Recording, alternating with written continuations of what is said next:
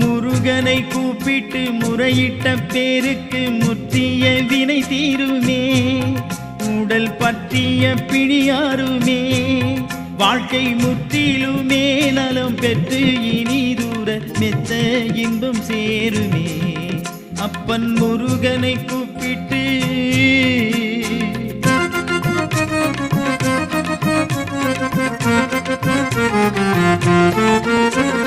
குமரனை கும்பிட்டு கொண்டாடுவோருக்கு, குமரனை கும்பிட்டு கொண்டாடுவோருக்கு குறைகள் யாவும் போகுமே, அவர் குடும்பம் தழைத்தோங்குமே.